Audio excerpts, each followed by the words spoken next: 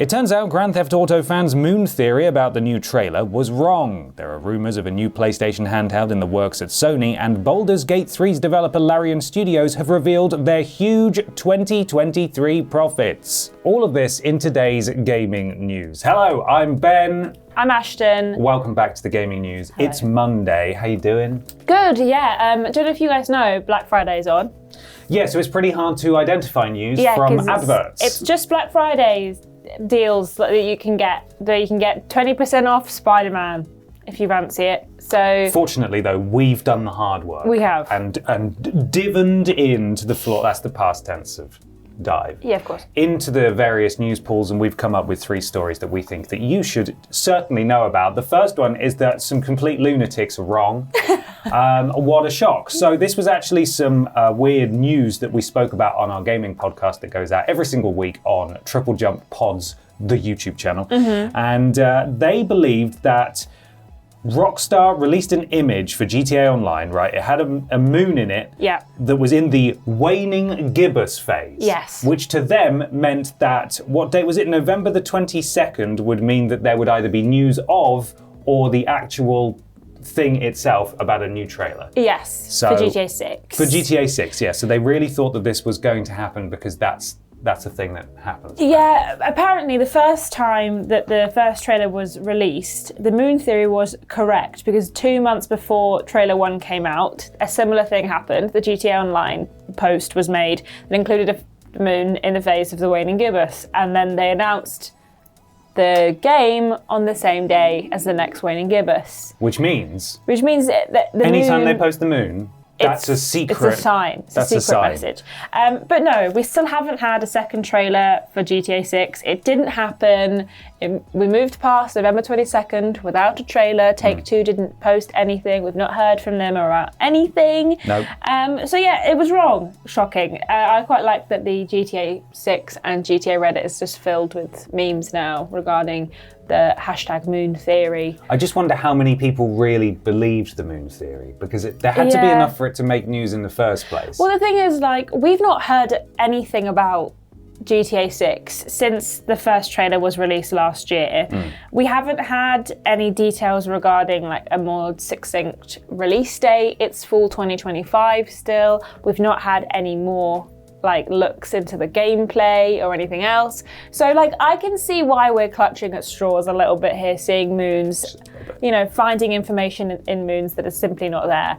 But it's an interesting thing that this is how GTA fans are inherently obsessed. Yeah, the core ones I would say are a bit mental, and we've seen that several times, including at the Game Awards themselves. And considering that the Game Awards are just a couple of weeks away, there may be some sign of GTA 6. We may get another trailer at the Game Awards. I mean, they kind of, obviously it got leaked last year ahead of time, but also we thought maybe the Game Awards last year, and then it was announced the day before. Yeah, they didn't want to be at Jeff's Jamboree. No, so I would be surprised if they were there again this year, but we will see. But yeah, it turns out the moon theory was bull just honky. that.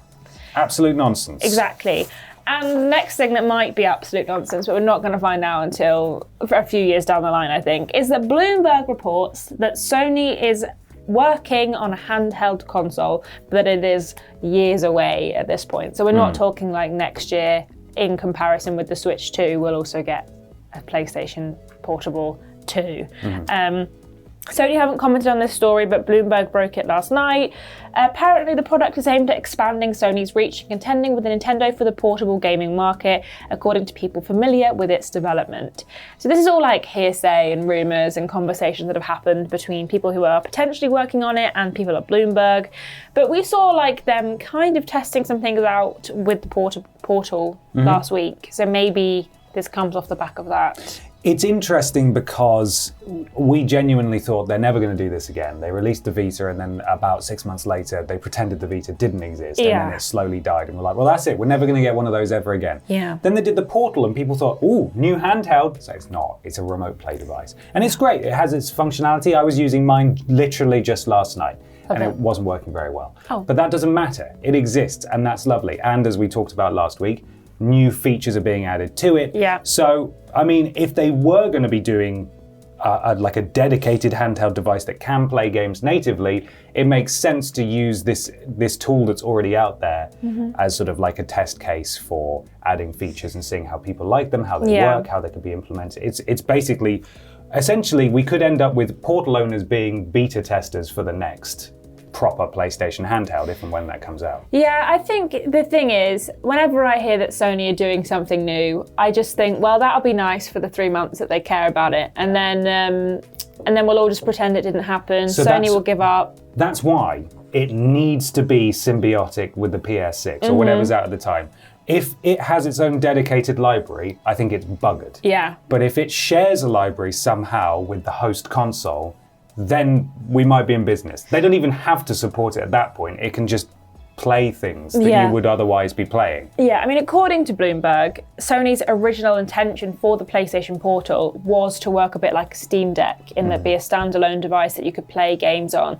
And we talked on the podcast this week about how if you've not got a PlayStation 5, but you like a few PlayStation 5 games that are in the library, that investing less money into a portal and paying for the premium upgrade for like a few months to get you those games makes complete sense, rather than buying a like £500-600 PlayStation Pro or PlayStation Slim at this point. So I think that like a portable PlayStation makes complete sense. We already know that Xbox are working on them. Yeah. They've already told us this. So we might be going into a generation which sees the Nintendo Switch having competitors in the big console market. Did such a good job with the hybrid console format. Yeah. That not only did Steam want in on it. Yeah. And we were using your boyfriend's Steam Deck the other day, HDMI out into the TV, and it was great. We had access to loads of party games and stuff. The prospect of some sort of, it's not going to be as powerful as, say, a dedicated home console PlayStation 6 would be, but like some sort of PlayStation device that you can take with you that's maybe kind of chunky and not very great form factor wise, but at least it can play games that you can then dock or plug into a TV. Yeah. That's got to be appealing. It really has. It has to. Like, they keep saying that every screen's going to be an Xbox, and I do think that PlayStation and Sony just have to start trying a bit harder in terms of like the games that they are bringing out and how they can make them more accessible to more people. Because right now, like, obviously they've sold the most consoles, but we've seen like a lot of games, we talked about the Game Awards last week, a lot of those games are locked on PlayStation 5, and a lot of people don't own a PlayStation 5, so give them another way to play those games, please. Yeah, and then it also brings up the old conversation about how open are Sony going to be about the timeline for when their releases could potentially go on their streaming services or be part of the extra or premium catalogs. Yeah. Like, obviously for Xbox it's day one, but for PlayStation, we genuinely don't know. There's a weird combination of titles on there that have come out at various points, and you never know when a new one's going to go on. But the issue is that they could have is that as soon as they start advertising, as soon as they put a concrete date on, it's a year from release that these games will go in the catalogue, then immediately you're going to see a huge drop-off. Yeah. As much as it sucks to have it be so nebulous as a consumer and not know when these games are going to go on there, I also sort of understand why they're not doing it, because if you told me I had to wait 6 months and it would cost me £2 or it cost me £7, then I'll wait 6 months. You've immediately just hamstrung yourself and lost a load of sales, whereas keeping people in the dark on purpose probably works for the best here, as much as that is their strategy with literally everything at the moment. Yes, it's going to be in a blog post. Find it. It's a little escape room. Yeah. And the last thing that is broken this morning is that the huge 2023 profits for Larian Studios from Baldur's Gate 3 have been announced not by Larian Studios. They have never really commented on the sales figures or the amount of money that they've made. However, financial reports from last year were made public, and the Irish Independent, which is the financial records that were posted from Dublin, have posted about how much money they have made in 2023, and it is, shockingly, a lot of money. Big amounts. So let's give the contrast in that in 2022. So I believe that Baldur's Gate 3 was probably in early access at this point, but it obviously wasn't actually fully released. They saw a loss of approximately $224,000 off the back of just $23.7 million in revenue. And in 2023, Larian posted a 260.9 million pre-tax profit, and the year's high of revenue was $447 million. So a small massive increase. jump. Yeah. You love to see it. We do. I mean, It's nice. they hinted they had sold well over 10 million copies back in February. And obviously this is not even from this year. We're still seeing stats from last year. And given that, as of right now, it has a 20% more active daily users than it had last year due to mods and stuff, I can only imagine that this amount of money has increased exponentially over the last 12 months. Also, the console releases are going to have made a difference as well. So, you know, Larian have done amazing with Baldur's Gate 3. Everything about Baldur's Gate 3 is kind of like the epitome of what I think most studios aim to achieve. Yeah. It was viral. It broke records both in numbers of sales and also the amount of money it's made for the studio. They have had multiple awards, non-stop awards, Game of the Years, all over the place. I just think this has been absolutely fantastic for them, which makes me even more sad that they're not doing anything Baldur's Gate anymore. Yeah, I mean, what can you do? If they feel like they've tapped that well, it's a difficult thing to follow up. But you're right, they're a small studio who are inclusive and put their people first, which you rarely see, and they've had this monumental success.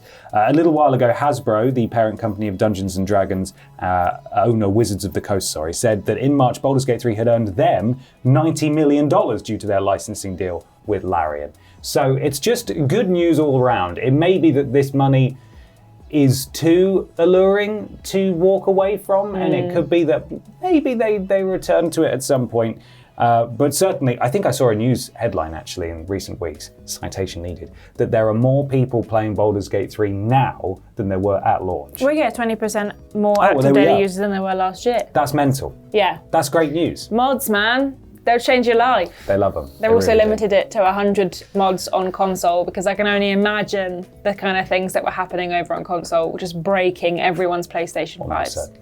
But yes, that is the kind of big few stories of today. Yeah. If you can avoid every single article just being this Black Friday deal will save you £20. And headphones? Yeah. If you let us know what you thought in the comments below, and make sure to smash that like button, ding that bell, hit subscribe, all of the typical YouTubeisms. If you would. And follow us on our relevant social media platforms where we post daily video game news. We will see you again on Wednesday at this desk, and we will see you on Saturday in the podcast room. But until then, look after yourselves and happy Monday to you all.